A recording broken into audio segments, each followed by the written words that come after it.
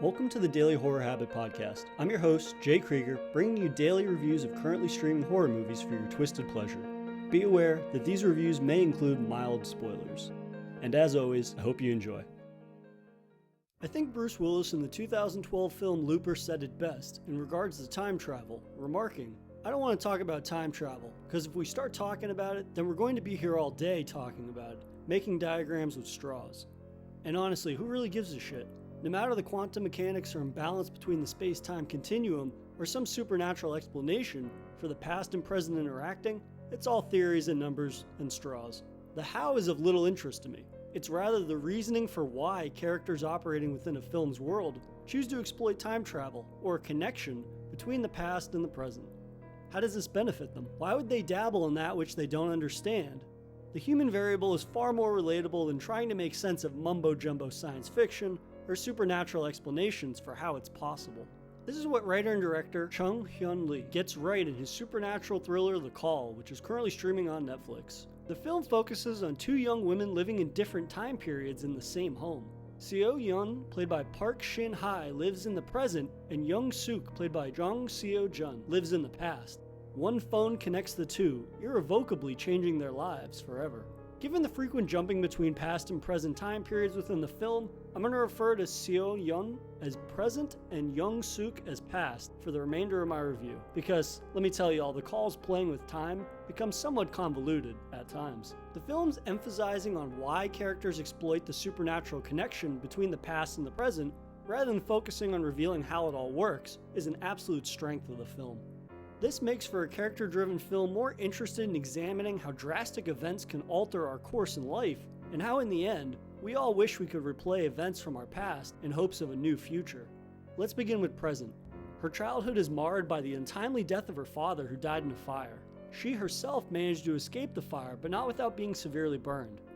Present holds her mother, who is suffering from a brain tumor, responsible, as she's the one who left the oven on that caused the fire. And then there's Past. Her current life is marred by an abusive and superstitious aunt, who periodically tortures her as she believes that a demon resides within her. Past and present both learn of their connection to one another through a phone in their shared home, and begin to form a relationship with one another. They bond over losing their fathers and having contentious relationships with their mothers, surrogate or otherwise. This connection between the phone and the house ultimately helps a friendship flourish between the two, and Chung Hyun Lee does this in more ways than one. Present is able to send Past items such as gummy bears and mixtapes of music she likes by leaving them in specific places of the house in the present, and then they appear in the past. This is one element that is short-lived and never really is explained, but I will revert to Bruce Willis in that who really gives a shit how any of this works. This is a sweet friendship that forms through a supernatural connection and shared grief that ultimately brings two people closer together. Does a concrete explanation of how the supernatural time travel works necessarily to experiencing this friendship? Hell no. We also learn that events that transpire in the past can affect the present. For example, in a particularly disturbing scene, Past is being tortured by her aunt in their basement.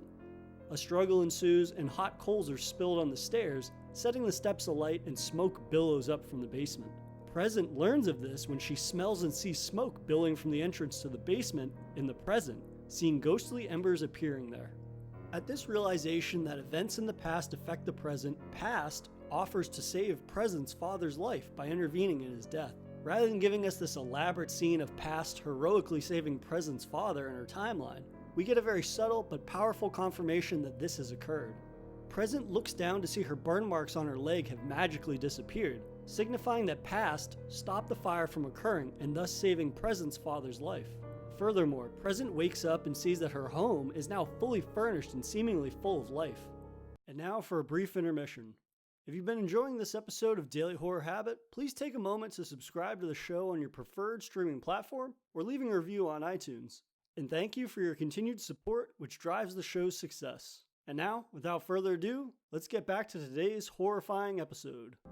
A quick walk in her garden and she's greeted by her father and mother, whom, in this new reality, are both alive and in pristine health, though every reward comes at a severe cost. Past's rescue mission of Present's father forced her to leave her home, which her aunt is none too pleased about. The continued torture and punishment of Past is contrasted to the jubilant and well-off Present and her revitalized family. This sows jealousy and animosity between past and present. This is shown in a terrific shot contrasting the two having meals, as Present is joking and surrounded by her mother and father during a family barbecue with lots of food.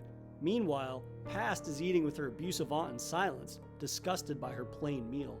The film does a great job of organically creating this tension between past and present in a way that feels very natural, rather than manufactured to push along the plot. And as this relationship's tension continues to boil over, Chung Hyun Lee does a terrific job of exploring the time travel elements to craft the film's murder mystery thriller focused second half.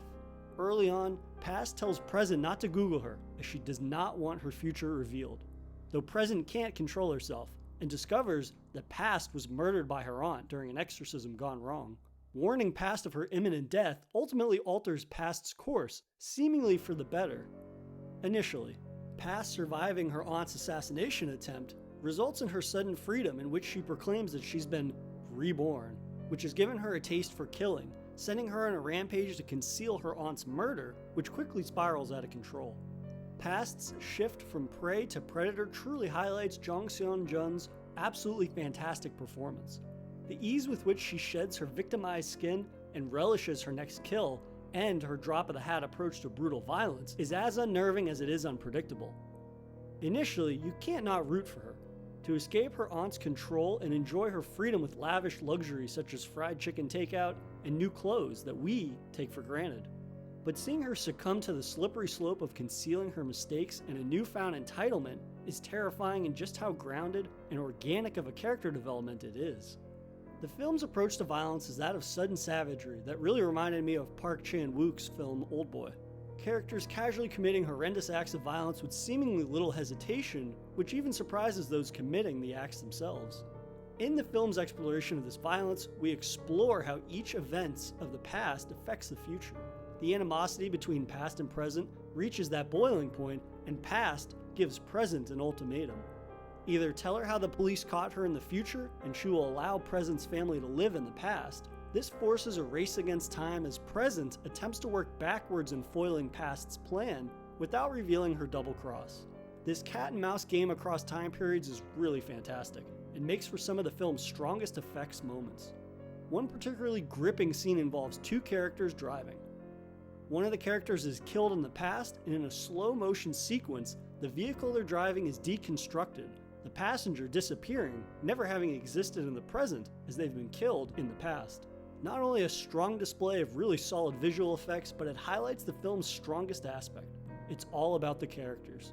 This particular scene is a gut punch given the bond and connection between these two characters.